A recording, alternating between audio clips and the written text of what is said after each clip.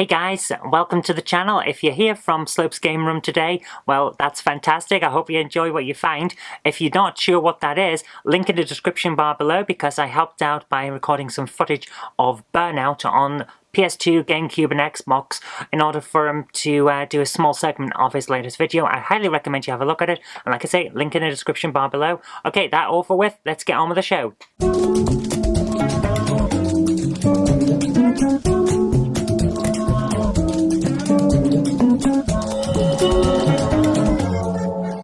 Guys, I am full of hair fever. I ate something I shouldn't and it caused food poisoning, so I've been pretty much housebound today because I don't want to get too far from the loo in case I throw up again. And that's really not a nice topic to start this thing on, so let's just get straight to it. I want to talk about the game haul that we got yesterday.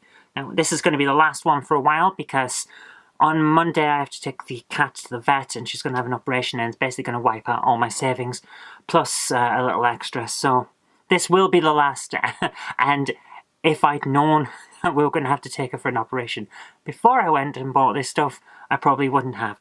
But that's how it is, and it's all right. I'm not going to bankrupt myself or anything, but I'm going to keep it light for the next few months. So let's just get through this, shall we? Okay, let's start off. Zoom in a little bit so it makes it easier to see things. Let's start off with some interesting ones. Romance of the Three Kingdoms 8. Not one that I'm familiar with on the PlayStation 2, but it's in very good condition, and the manual and everything. I'm not coordinated today, I'm not well. The manual and everything's here, so that's great. I'm getting these out of the way because I have a lot of things to do today. Even though I'm stuck in the house, I've got things I have to do. Moving on, Codemasters got into the dancing stuff with Dance Factory. Yeah, I thought it was Frenzy for a moment, but no, Dance Factory. And again, really good condition, hardly opens, hardly been used. It's one of those ones that uses a directional dance mat, as you can see, with the arrows, rather than anything else. So it's the one that I can't use properly, but we give it a try and it's alright. I'm going to go through these really quickly because I've got other things I need to do. Mr. Bean, another one that's great condition, hardly used. Everything's here, it's great. And Garfield. It looks quite interesting, but actually, the style, I haven't had time to test this one, so I can't tell you exactly what it's like, but the style looks really nice, and I love the cover. That is an amazing cover. Really eye-catching. Love the cartoon artwork, so very happy with that. It's just a shame that it doesn't have the manual.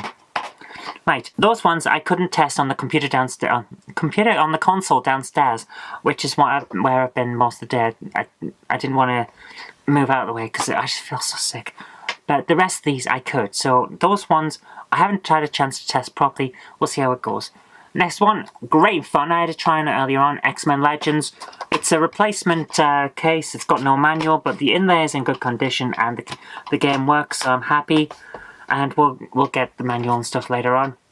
Dynasty Tactics. Now, this isn't the kind of game that I normally go for, but it reminds me a little bit of a console version of the Total War series.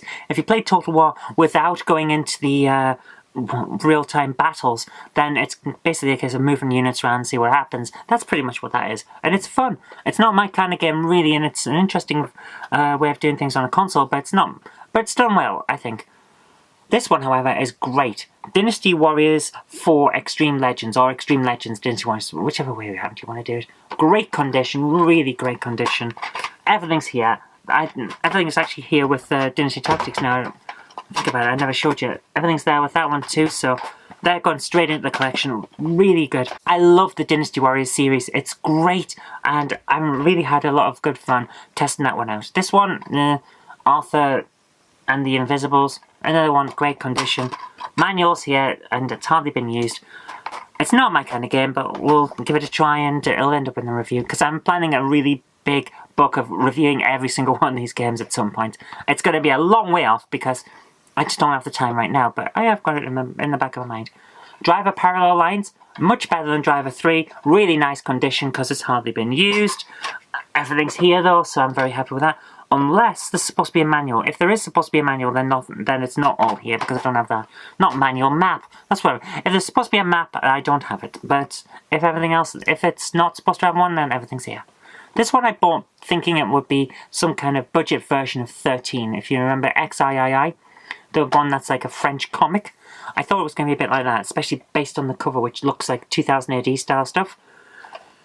It's your generic third-person shooter, basically. Well, maybe, yeah, third-person shooter. Everything's here, though.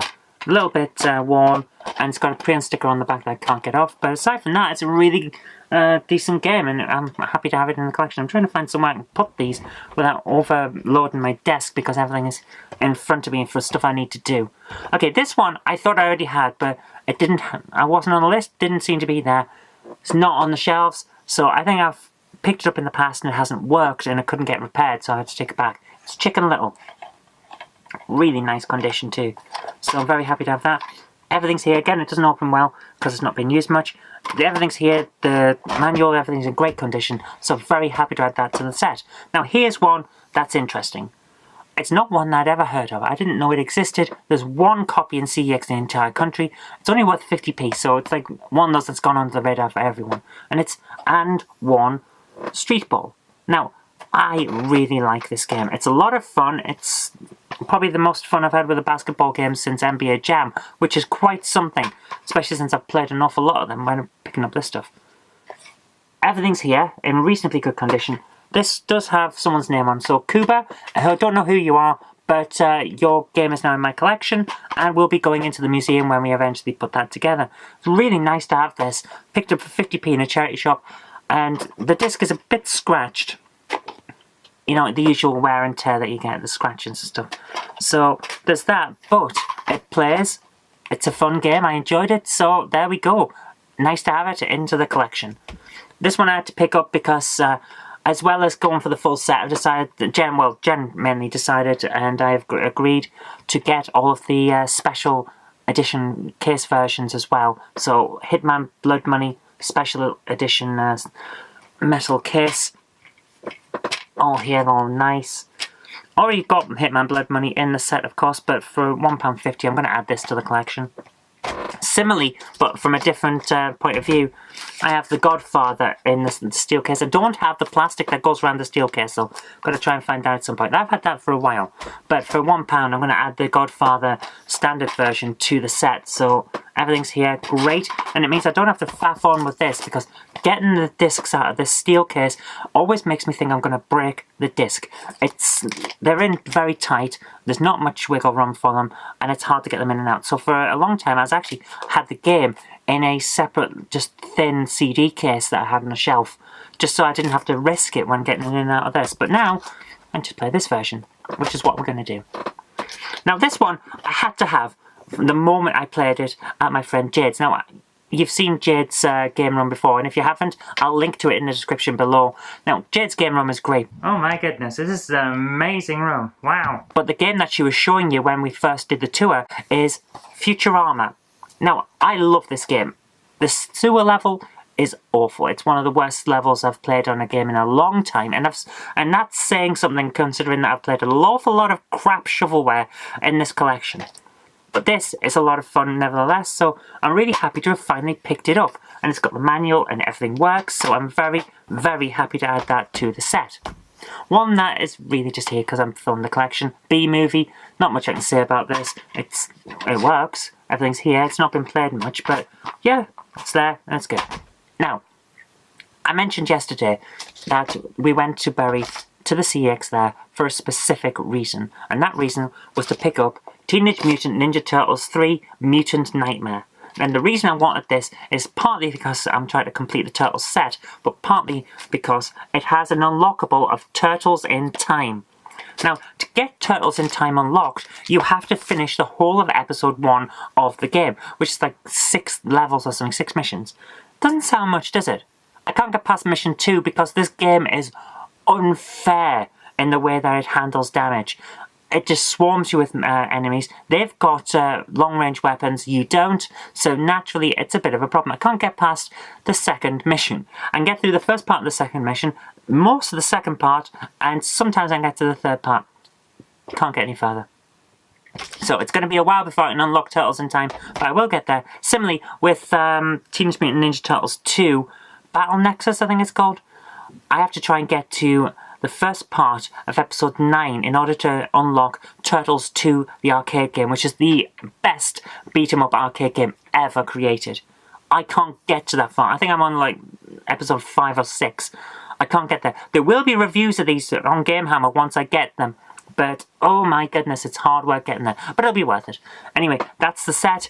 Now, the only other thing I've been doing today, apart from testing these out while trying not to move too much, because my head has been spinning, and every time I move I feel sick because of the food poisoning. Oh my goodness.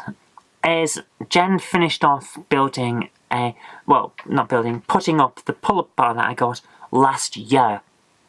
About this time last year. And we've never been able to put it up because we had to wait to build a bit of... I'm really not with it today. It's really hard on me. She put an extra bit of transparent plastic roofing over the carport so that now the carport joins to the rest of the house, and there's a little dry area that I can use as a kind of exercise area. So we put the pull-up bar in there. It's taken a couple of days, and I'll show you the process of putting it up. So how you doing? Oh, I'm alright. Fancy meeting you here. Right, we're going to put up Zoe's exercise bar.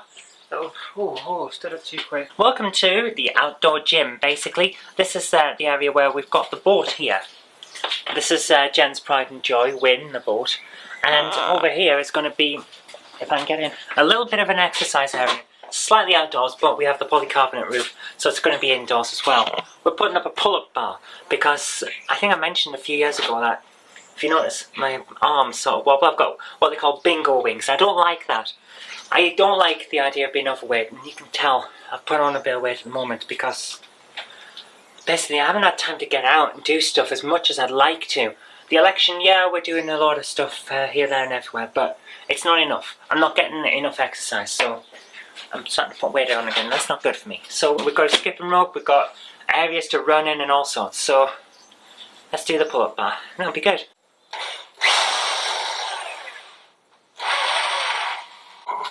Woman versus machine. Woman wins. Stop. Hammer time. It's going to be a long operation, I think. Hardly got anywhere.